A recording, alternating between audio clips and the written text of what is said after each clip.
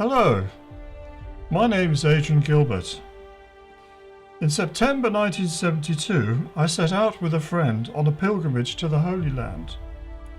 To make things more interesting, we went by bicycle, cycling through France and part of Italy before taking ferries to Greece and then Haifa. Our mission was to reach Bethlehem for Christmas, but my intention was to go on from Israel to India. There I hoped to find a guru to teach me the mysteries of the universe. It didn't work out that way, of course. While in Israel, I was guided instead to seek the inner wisdom of the West. I discovered that I did not have to go east to find what I was looking for. For unrecognized, wisdom is right here in the West. For those with eyes to see and ears to hear, the clues are all around us. Now, to share what I have learnt in the 50 years or so since I began my own journey, I have set up the Invisible College. So tighten your seatbelts, it's quite a ride.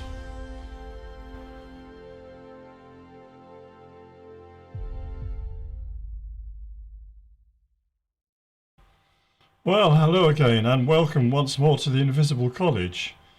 Now, if you know anything about me, you probably realise that I'm kind of not like your normal church person, you might say. And I do approach a lot of things to do with religious themes, but I'm into a lot of other things too, such as pyramids and self-transformation, yoga, hypnosis, and I see all of these things as just different facets of a journey that we are taking, a journey into the miraculous, a journey into the fantastic, a journey that's going to open up our higher perceptions and reveal to us that this world that we find ourselves in, this physical world, of bodies and air that we breathe, is not all that there is. There is much, much more. And we have the potential to reach into this and to find that aspect of ourselves that will work with this. Now today I'm going to do a little lecture which is to do with faith and what does this actually mean. Now you may have heard the idea of faith, hope and charity, these three great virtues that all Christians are supposed to embrace and to live their lives according to. And the three symbols for these different aspects, these virtues. Faith is symbolized by the cross. Well, I suppose you could say, well, that symbolizes faith in Jesus Christ. But it's much more than that, but we'll describe that in a little bit. Hope is symbolized by an anchor, and we'll discuss that in another lecture, what hope is really all about. And charity is symbolized by the symbol of a heart. And again, that's not necessarily what you think. And we will go into that too in a separate lecture. But today I want to talk about faith and what does this even mean? So, faith, what does this even mean? Now, I want you to think about Father Christmas. I think it's a good place to start. Most of us had some kind of faith in Father Christmas when we were very young. And your parents would have guided you and told you, yes, Santa's going to come down the chimney and he's going to bring presents. You've got to be a good boy now or a good girl. Go to bed early. And when you wake up in Christmas Day morning, there will be presents from Father Christmas. He's been flying over all the houses with his sleigh and delivering to all the boys and girls presents. And you think, fantastic, I love presents, I love toys, I love new things. I'll go to bed, and of course hard to fall asleep because you're so excited, but you did. And sure enough, when you got up in the morning, there was your stocking or perhaps a sack with some presents in it from Father Christmas. So, of course you believe. You believe, you have faith that Father Christmas has come this year. He's going to come next year and the year after, as long as you're a child. Great, fantastic. But then, of course, you get a bit older, and maybe you've started going to school, and the other kids tell you, oh, it's not really Father Christmas, it's your own parents. And you don't really want to believe this. No. They've told me, they always tell me the truth, that Father Christmas is the one who delivers the presents. Well, of course, eventually you realise, yeah, they're right. It was Mum and Dad all along. Mum and Dad say, yeah, well, we were kidding you, but it's fun, isn't it? And it's nice. And they want to give you stuff, and they want you to have fun, and it's a harmless little, well, let's call it a little white lie, shall we? That there is this person, Father Christmas. So that's, for many of us, our first introduction to the concept of faith. But there's much, much more to this whole business. So later when you go to school, your friends tell you that it's just your parents who've been doing that. Now, I want you to understand that religious faith is a bit like this too. You might not like me saying that if you're devout. Christian or any other religion, actually, they all have their faith in one thing or another, but it's a bit like that. As a small child, we're taught the doctrines of our parents' religion. Now, in my case, I was brought up as a Christian, actually as a Roman Catholic, and you're taught very clearly what the religious principles are and what you're to believe. Yes, in the Catholic Church, and I think it's true in most other Christian denominations, they have something called the Credo, which is quite a long prayer. It starts off, I believe God the Father Almighty, and it goes on, all the things that you believe. You've been told this is what you believe, this is your faith. They call it the Apostles' Creed. It's what the apostles supposedly believed and taught. Actually, it was put together hundreds of years later at the time of Constantine. But never mind that. We have the Apostles' Creed. So we take on board the faith of our fathers as true. And often we're also taught that if we veer from this faith in even a small way, we face damnation, right? So you've got to believe this. This is it. This is what you have to believe. If you start moving away from that, first of all, you're a heretic. Yeah, heretics are people who don't follow the path that they've been told they've got to follow. The orthodox path. What's orthodoxy? What's heresy? Well, orthodoxy is the teachings that's accepted widely, and you are taught which is the mainstream. Heresy is what didn't get in there. Had it been the other way around, what's now orthodoxy would have been the heresy. So it is a bit of a vague terrain that we're navigating here. But you're taught, you've got to believe these things that you've been taught. This is the faith of our fathers. We follow this pathway, this faith, because that's the only one we know that's true and right. All others are wrong. Don't even think about Buddhism, let alone Islam, let alone, other branches of Christianity even. You've got to follow this pathway. And at the very least, it will mean being cut off from the security. This is if we deviate from the path. It will mean being cut off from the security of the circle of believers. Yeah. It may also imply a horrible fate after death, right? So you've not followed the faith of your fathers. You've not done what you've been told you have to do, and you haven't turned up and gone to church every Sunday and knelt down and said that credo. Doors shut for you. You're going to go down the other place and burn in hell for all eternity. That's kind of what you're taught. And given these consequences, many Christians are afraid to investigate their beliefs with any kind of rigor. In other words, you've been indoctrinated, right from when you were small, right from when you stopped believing in Father Christmas, maybe even before that. You've been indoctrinated. This is what you've got to do. This is what you've got to believe. You deviate from that, bad things will happen. So you maybe haven't really investigated, what you're meant to believe in. You haven't really looked into it in any depth.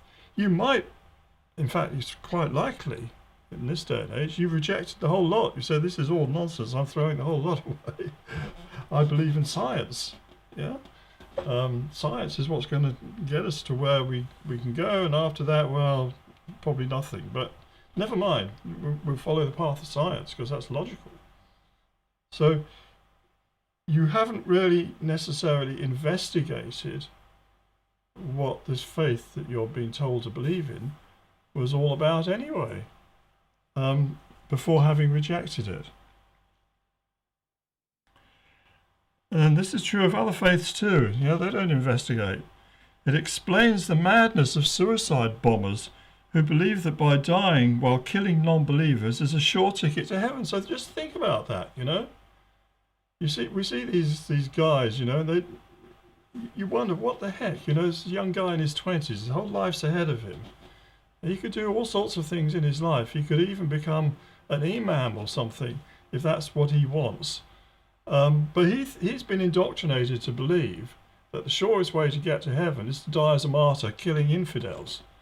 So what does he do? He straps on a bomb vest, goes into a crowded marketplace, and blows himself up. Or else he drives a car into a crowd, trying to kill as many people as he can, because they're non-believers. And then he's glad when the police shoot him dead, because now he's a martyr, he's going to heaven. And he's going to bring members of his family with him because he's a martyr.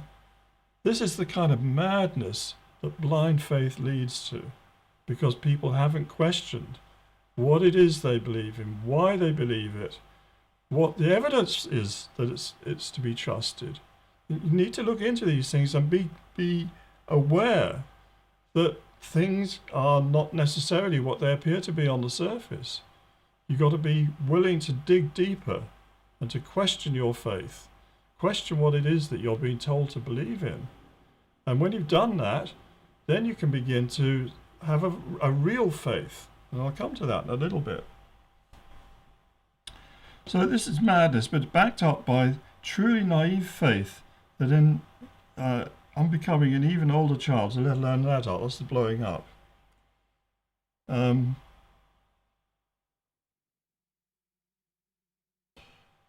I want to talk a little bit about science, because science too has become a faith. And you might not realize that, but people do. They have faith in science. You hear what people say, the science says. The science says nothing. Science hasn't even got a mouth. The science does not say things. The science is perhaps a consensus, agreement, but that agreement is open to change. So we know that science has reached a dead end when to even question a matter is taboo. Just think about that for a minute. We should always prick up our ears when a scientist, or more likely a politician, declares that the science is settled. This is actually a total misunderstanding of the scientific process, which is never settled. And I did science at university. It's never settled. Not even Newton's laws are settled. They are a theory, and we are able to work with that theory. It explains certain things that happen, but it might be that that is only a particular instance of some larger theory. And if we understood the wider picture, we would change our opinions. So we have to realize that nothing is settled in science. Science is an ongoing movement. It's a constant, and real scientists are always trying to disprove what is being currently held as being the truth. They're always looking for the loopholes which might lead to a better understanding.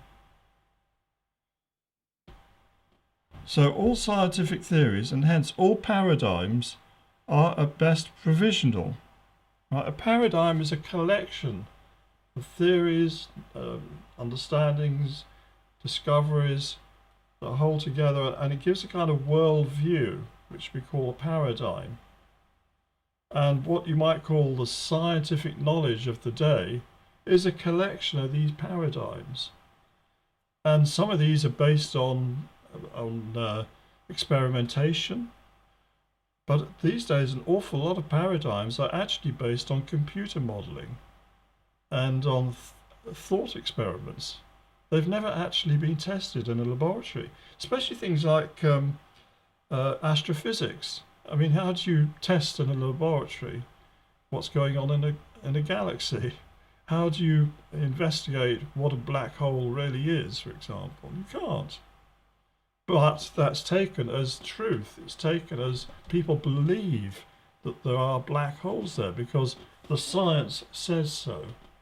Einstein discovered it, or Hawkins, put forward this theory that there's a black hole in the centre of every galaxy. We don't know that. We don't know that at all. It's just a theory. And we need to realise that, and realise that there are other theories which might explain things better. So paradigms are useful in that they provide us with some kind of structure for our technology and our industry and our way of life, and the way that we do things. But they are at best only partial. They're deficient. And anyone that thinks that science is just a matter now of crossing the T's and dotting the I's has missed the point, because people have always thought that right through history. And every now and then there's a massive revolution that overturns everything. We realise how ignorant our forefathers were. Well, we're very likely ignorant in the eyes of our descendants, and we must realise that. Thus, a true scientist has to have an open mind. However, institutions, whether religious, scientific, cultural or political, are generally run by older men and women, right? They're the ones who get to the top of the tree. Pope is always an old man, isn't he? And so is the professors, the senior professors in the university, old men. Their authority rests on the assumption of expertise in the given area that is nearly always predicated on their knowledge, science, of accepted paradigms. In other words, it's because they're considered to be the most knowledgeable about the paradigm, the orthodox paradigm of the institution that they're working with. They're the ones who sit in the seat. The chair of physics, the chair of chemistry, the chair of whatever. Because they're the ones who have the authority. They've been doing it for donkey's years. They know the stuff. But what if it's wrong? They don't want to even think about that. So they are determined to keep the paradigm that they are comfortable with. Professors and archbishops are not usually revolutionaries. Certainly they aren't. And my experience when we were doing the Orion mystery, Robert Bovell and I, and we ran up against all these Egyptologists, very senior Egyptologists, and they would not entertain the idea that the pyramids represented the stars of Orion's belt, or very few of them would, even though the evidence was very, very clear. I thought so anyway. And it's never been disproved. But it questioned a lot of their value systems, the way that they approach everything. If those pyramids are meant to represent stars and not just, big tombstones, it changes our perception. And they weren't ready for that. It undermined their authority. So change comes from the periphery and not the centre. Often those who bring about paradigm shifts are considered eccentric. Well, I'm sure you realise that. People, the eccentrics are always the ones who are dabbling or working to find out new ways of looking at things. If they were centric, they would be right in the centre. They would be the guys wearing the big hat. They would be the guys sitting in the professorial chair. They would not be, eccentric. They would be holding the line, keeping the orthodoxy.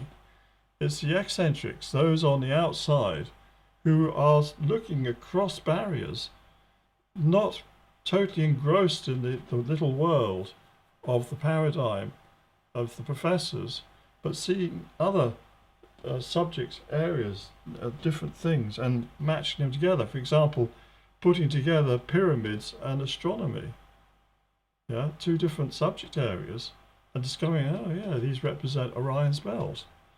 When you do that sort of thing, that's when you make new discoveries, and that's when things move on. So change comes from the periphery and not the centre.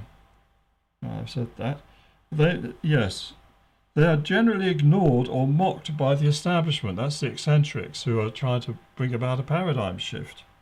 They may be persecuted and sometimes are even murdered on account of their beliefs. And I'm thinking here particularly of someone called Giordano Bruno, who was a great exponent of Copernicus' theory that the sun is at the centre of the universe, as not the Earth, or certainly the centre of our solar system. And he also put out the theory that stars that we see in the sky are other suns, and they probably have other planets going around them. And he posed a question: if there are other planets going around those other stars, those other suns, then maybe they have people on them. And if so, does Jesus Christ have to die and be crucified on each one of those as well? That's the sort of question that the orthodoxy, in this case the Pope, doesn't want you to even ask, let alone have to give an answer.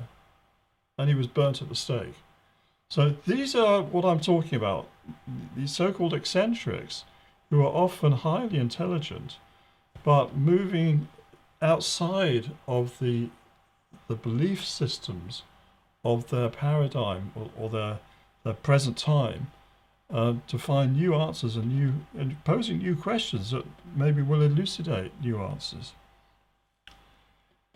So they're generally ignored and mocked by the establishment and may be persecuted and even murdered on account of their beliefs. They're very seldom rewarded or honoured in their own times.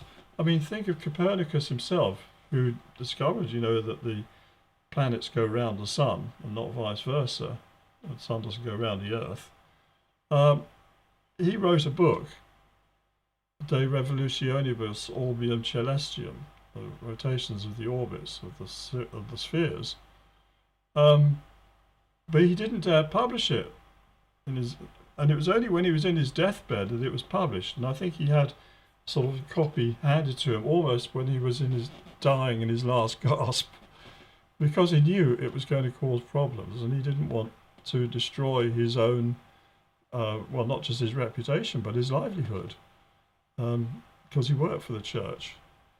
So these are considerations that people have to make. That if they rock the boat, they might get the sack, and then they have no income, they have no means of supporting a family, so they have to keep that mouth zipped. It's only certain people on the outside who are able to pursue this path, and it takes courage at times to do so.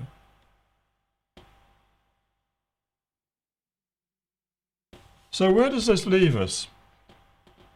Throughout history, there have been a small number of people who were willing to take the risk of going against a cultural paradigm, who were willing to cast aside childish beliefs in both Father Christmas and Father Scientist.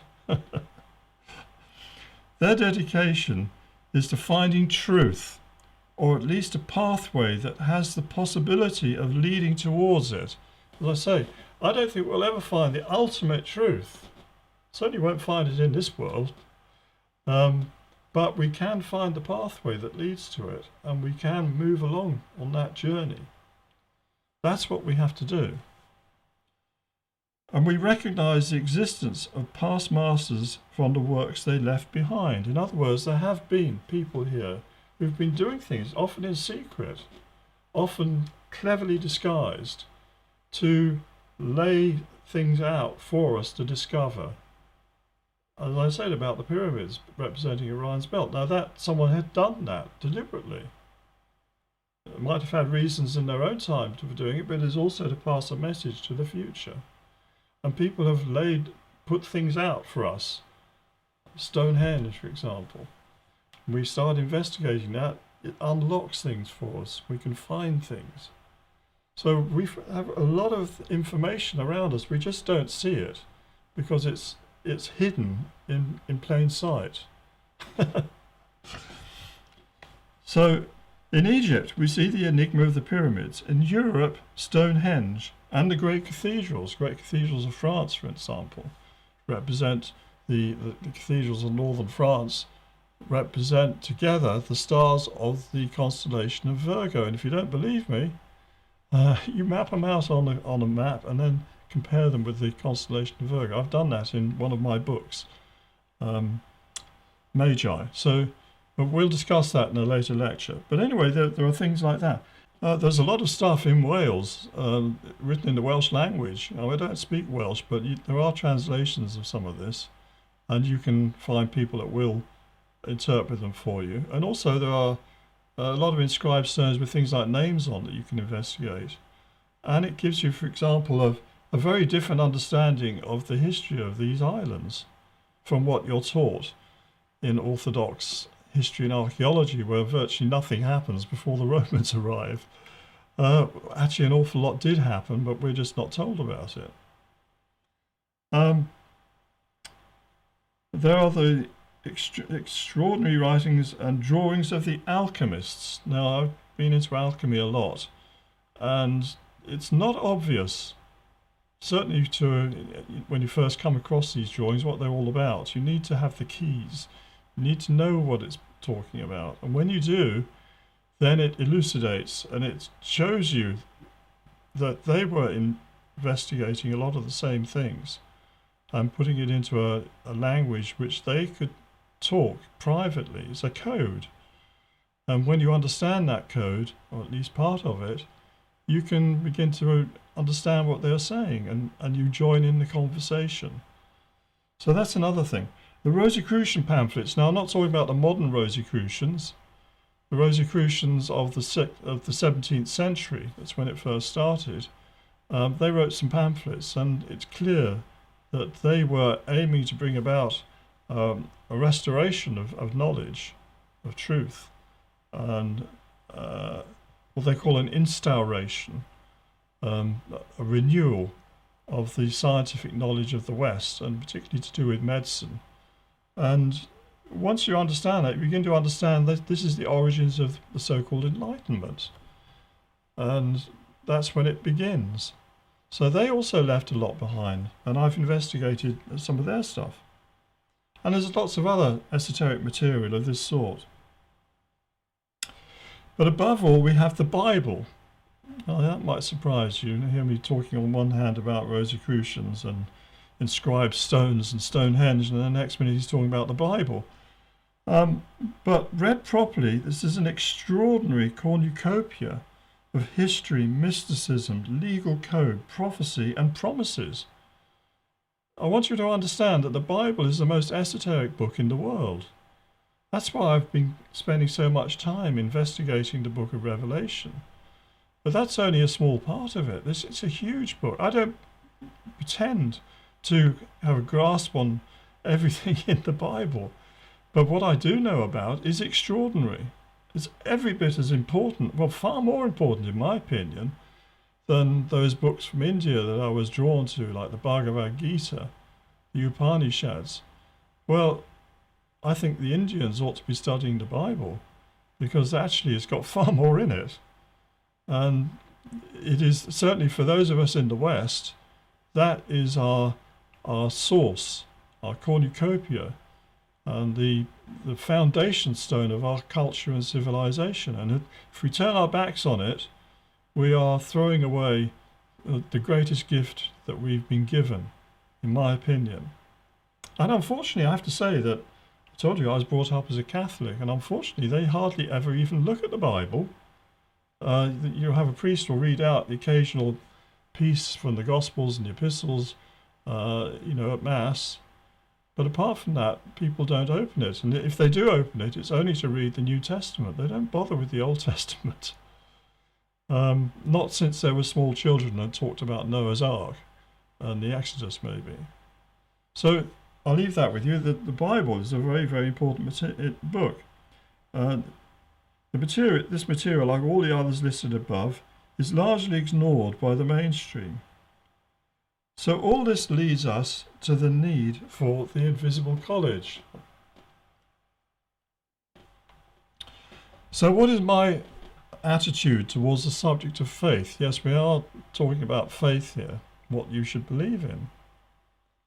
Well, first and foremost, I don't accept that faith should be something that's immutable. In other words, don't think that just because you believe something now, you should carry on believing that. It's something that grows. It's something that has to be developed. The faith of a 3-year-old who is taught to put their hands together and pray to God the Father, yeah, that's fantastic for a 3-year-old. And I'm not saying that even as a grown-up adult, you shouldn't still put your hands together and pray to the Father. But your faith should be much bigger. You should be learning more and developing more and trying to understand more. Because faith without understanding is blind faith. And yeah, there will be things you don't understand, but there are plenty of things that you would if you only looked into it and studied it. So there can be no fixed dogma that once grasped should be clung onto like a lifebelt in a stormy seas. Our faith must change as we grow in understanding. To take another analogy, Mount Everest existed long before anyone ever attempted to climb it. Yeah, it was there in the Himalayas. Today, many people have been to its peak. We know that it's possible to go there, but we also know that some have died in the attempt and others have been forced to turn back. Yeah, so it's a dangerous business, even though there's been lots of people who climbed Everest, thousands I would think. But it's still a dangerous business. So only a fool would attempt to climb it without first training on smaller peaks and mountains. Yeah, you're not going to say, right, let's go and climb Mount Everest today. I've never been mountaineering before, but that's a good challenge, isn't it? Let's go and do that. If you do that, you're going to die. You'll be a fool. You need to be, first of all, you've got to get fit, get yourself in some better shape, probably, unless you're already, a highly trained athlete. And then, when you've done that, you need to learn about mountaineering. Yeah, and you're going to practice on some rock faces and maybe climbing frames and things in the gym. You've got to learn how the techniques and the methods of doing things, how you do cling to a rock like this, how you approach different things. So you want to be trained, and that suggests that you're going to need someone to help you to learn. So it's also sensible to take advantage of guidance from someone who's been there before and knows at least some of the pitfalls. Yeah? So the Invisible College is not a church or any other institution. It's an opportunity to come on a journey. Now this is where I come in, okay? Yeah, here we come. Here comes the adverts. Yeah, I've been engaged on this journey for over 50 years. Now, even before I went to Israel that time in '72, I actually started on my own journey in, I think it was 1969. So I've been at this game for over 50 years, probably before many of you who are watching this were even born. And I've been through a lot of things. I've travelled a lot, I've seen a lot, I've met a lot of very amazing people. I've had some very extraordinary experiences in my own life, including out of body, and I believe that I am guided. In fact, I know I am. So I can help you. That's the point I want to make. But this is not a cult, and it's not a religion. I've absolutely no wish to be a guru, yeah? I don't want that. No robes, yeah, no kind of incense, no kind of sit round my feet and make my breakfast for me. None of that crap. We don't need that. What you need is the chance to be able to communicate with and to hear from someone who's been there already, someone who's climbed Mount Everest already. because they can pass on the tips. They can give you knowledge, but you're still going to have to do it yourself. You haven't climbed Mount Everest just because you hear me talk about it. Yeah, you actually, if you want to say, I have climbed Mount Everest, the point is not to getting to the top. I'm sure it's wonderful when you get there and you look around and you think, oh, yeah, I'm on the highest peak in the world and I can see for miles. That's not why people do it. It's the experience of doing it is what transforms them. It transforms their being, the whole process. And that's what we're doing here. We're doing this anyway in this world. But whether you like it or not, you are being put through a life, and that life is going to change you in one way or another. It might change you for the worse, actually. With some people, they can end up worse off than they were before they were born. Hopefully, for most of us, we take on the challenges of life and we grow from it. But if you want esoteric wisdom and knowledge, you've got to do more than that. Ordinary life is not enough. You've got to start working on finding wisdom and development and getting to the point where you can move beyond this planet, which is what we're all really about. So what I can offer is guidance and instruction based on some profound personal experiences. Exactly how this will develop and manifest, I don't know, and that is how it should be. I'm talking about the invisible college. I don't know how it's going to manifest and develop. It might fizzle out in 6 months. I might die. It might sort of come to nothing. On the other hand, it might develop into the greatest resource on the internet that is out there. I don't know at this point. All I know is that we have to try. And by trying, you make things happen. If you don't try anything, nothing will happen. And I'm very proactive about this. So, what I can promise is that it will be different. Yeah, what I'm putting on the college here, and if you've watched any of my videos, you'll discover they're very different from anything else you'll find. If you watch my ones on the Book of Revelation, they're completely different from the usual things that you get from sort of religious people who are all rubbing their hands with glee for Armageddon. The bad guys are going to get it.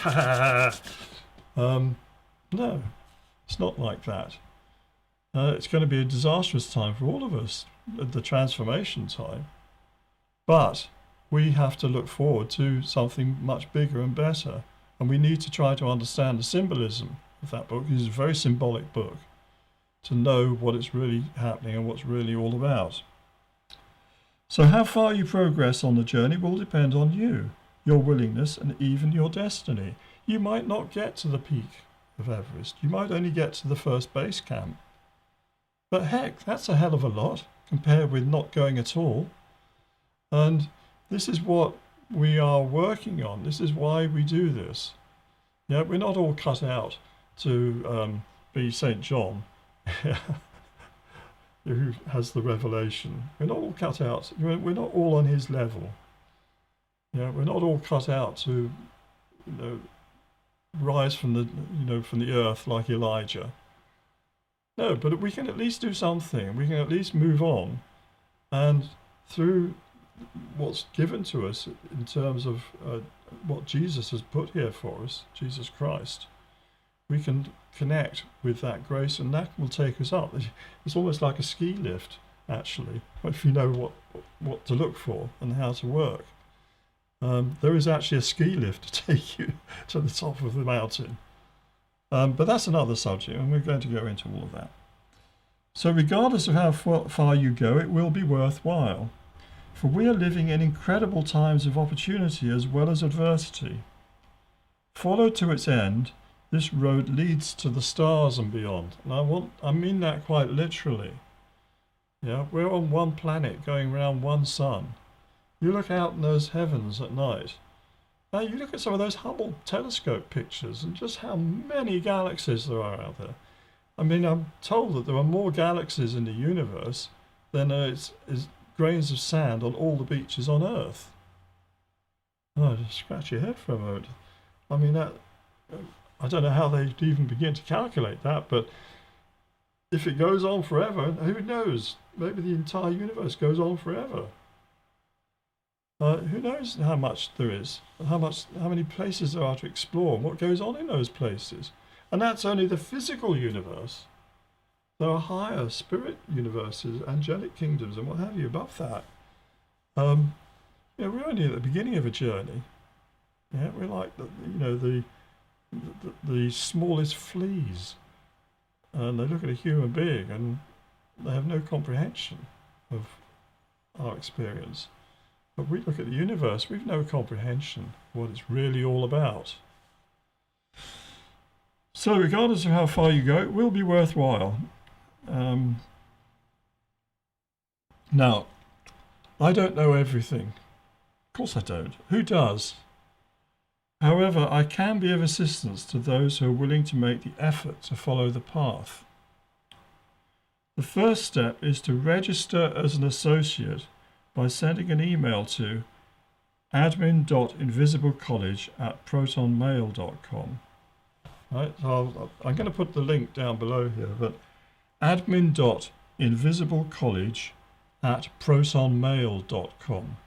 That's a web address I've set up for the college, and it's for everyone who wants to register and to get on the mailing list.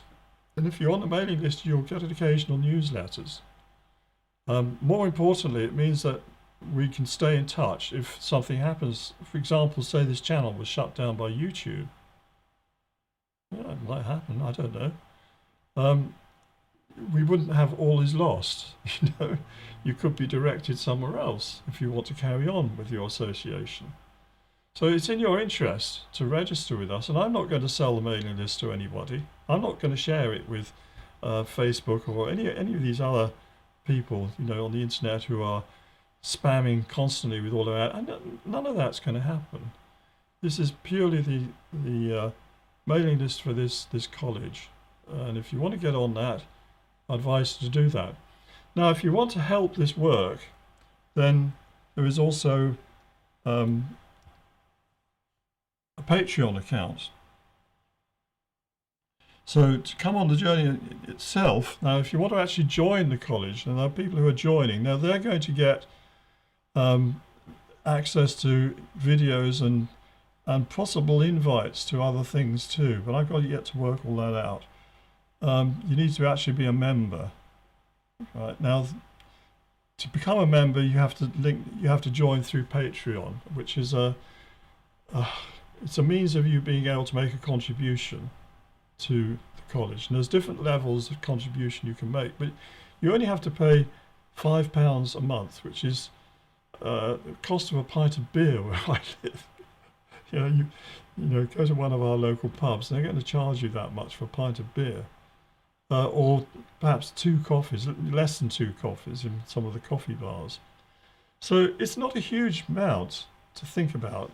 It works out at about, if you're American, it works out about I suppose $1.25 a week or something like that, or £1.25 a week. So it's not a lot, but it's also, it shows me that you are serious about this. You're making a commitment, and that's very important if you want to actually to receive. Those who don't make any kind of commitment, generally speaking, don't receive very much. It's by making a commitment that you put yourself in a situation where you can receive. And this is a kind of psychological process that actually works in the unseen world.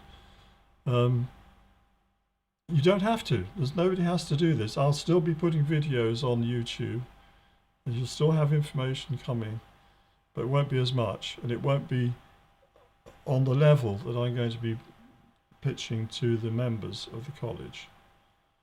So again, the Patreon link I'll put down there underneath. I think there's actually on the web page, the YouTube page, there is actually a Patreon button, but I'll put the link underneath here as well. So thank you very much for your time, and remember, keep that faith fluid. Don't let it crystallize into a hard little nut that you won't part with for anything, because this is the faith that I've been brought up with since I was 3, and I'm not going to let it go. is a nut. Nuts are meant to be planted and to grow and turn into trees. And that's how your faith should be. So thank you very much for your time, and we will speak again. Goodbye.